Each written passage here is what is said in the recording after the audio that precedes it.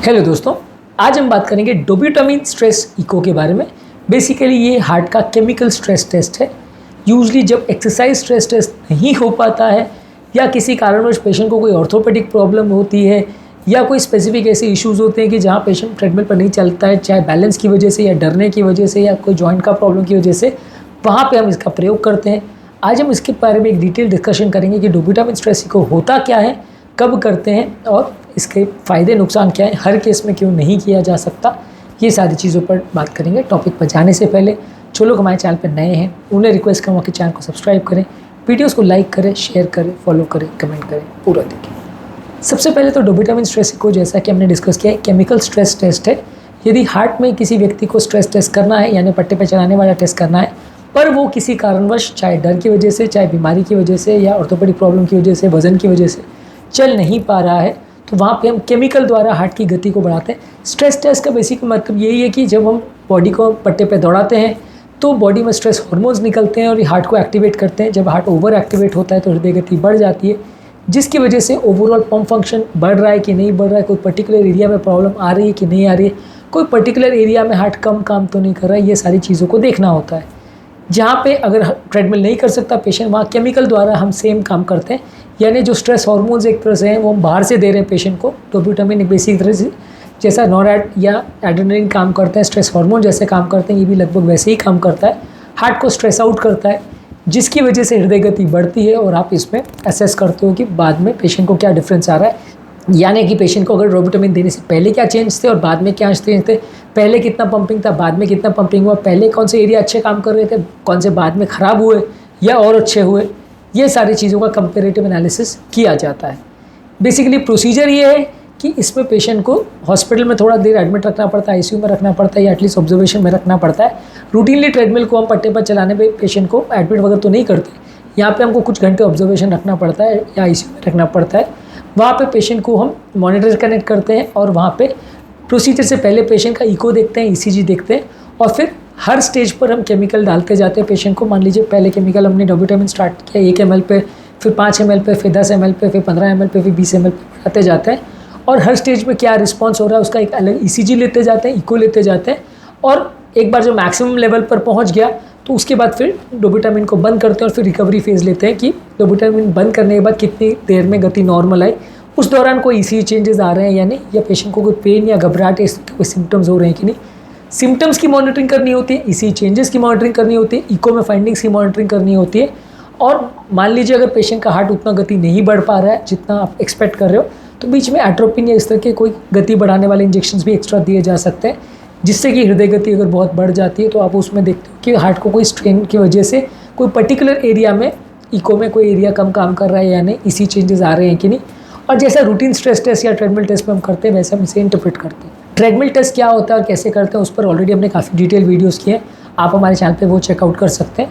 Basically ये test जब हम करते हैं तो इसमें हम हार्ट को एक तरह से केमिकल द्वारा स्ट्रेस करते हैं और एक्सरसाइज के बदले जो हमें रिस्पॉन्सेज देखने होते हैं, चाहे वो हृदय गति संबंधित है, ब्लड प्रेशर संबंधित है या कोई और चीज़ों संबंधित है, अलग अलग वैल की बीमारियों संबंधित है, सारी चेंजेस हम केमिकल द्वारा इसमें टेस्ट करते हैं। एक्सरसाइज के बदले बस हम उसको रिप्लेस करें, बाकी कोई ज़्यादा डिफरेंस नहीं है। हाँ, एक्सरसाइज में आप कई बार इको नहीं करते, स्ट्रेस इको वाले में आप करते हैं, यहाँ पे नहीं करते। यहाँ पे आप ज़्यादातर पेशेंट में, क्योंकि ट्रेडमिल में आप कंटिन्यूस ईसीजीज लेते हो, यहाँ पे ईसीजीज उतना ईजी नहीं होता लेना, मशीन से डायरेक्टली अटैच नहीं होता वो, तो इसलिए आप ज़्यादातर फोकस आपका इको पर रहता है। इसके अलावा आप पेशेंट की मॉनिटरिंग करते रहते हो कि दर्द वगैरह तो नहीं हो रहा है, बीपी या हार्ट रेट कैसे बढ़ रहा है, कैसे कम हो रहा है, ये सारी चीज़ों पर एनालिसिस करते हो। इको में कौन से एरिया कम या ज़्यादा काम कर रहे हैं या वैल्व में कोई स्ट्रेस या प्रेशर या कोई ऐसा डिफरेंसेस तो नहीं आ रहे, वो सारी चीज़ें असेस करते हो।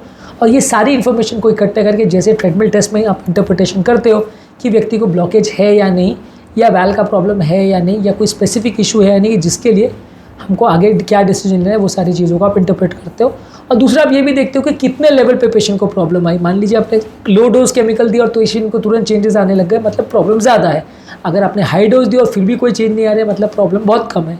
तो जैसे हम ट्रेडमिल में इंटरप्रेट करते हैं, लगभग इसका इंटरप्रिटेशन भी वैसे ही होता है और इसके बेसिस पे हम असेस करते हैं कि पेशेंट को आगे क्या करना है। उसको आगे एंजियोग्राफी करनी है, एंजियोप्लास्टी करनी है, बाईपास करना है, या उसको आगे वैल का ऑपरेशन करना है। वो सारी चीज़ें जो है जैसे कि हम ट्रेडमिल में करते हैं लगभग वैसा ही होता है।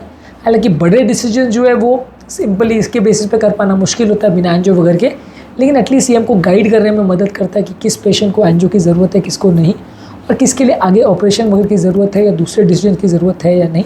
हमने ऑलरेडी काफ़ी वीडियोज़ में डिस्कस किया है कि ट्रेडमिल टेस्ट सिर्फ एक ब्लॉकेज जानने की पद्धति नहीं है, बहुत सारे और भी इसके उपयोग होते हैं। वैल्वुलर बीमारी में, कंजेनिटल बीमारी में, एफर्ट टॉलरेंस देखने के लिए, इंप्रूवमेंट देखने के लिए, बहुत सारी और चीज़ों के लिए भी हम इसका प्रयोग करते हैं।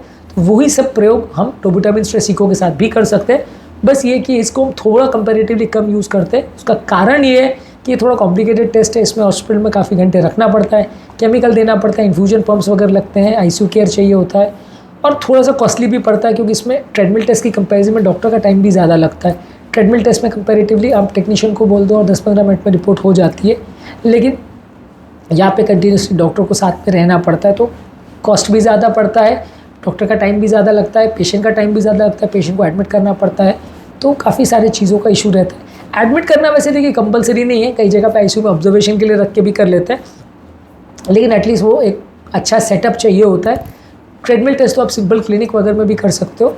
अगर आपको डोबुटामिन स्ट्रेस इको करना है तो फिर क्लिनिक के कंपैरिजन में आपको ज़्यादा मटेरियल लगेगा, प्रॉपर मॉनिटर्स वगैरह भी चाहिए होंगे, और इमरजेंसी मैनेजमेंट के लिए ज़्यादा चीज़ें चाहिए होती है। तो थोड़ा सा रूटीन क्लिनिक्स पे लोग डोबुटामिन स्ट्रेस इको कम करते हैं, एटलीस्ट मैं नहीं करता हूँ, मैं भी जो करता हूँ अपने हॉस्पिटल में करता हूँ।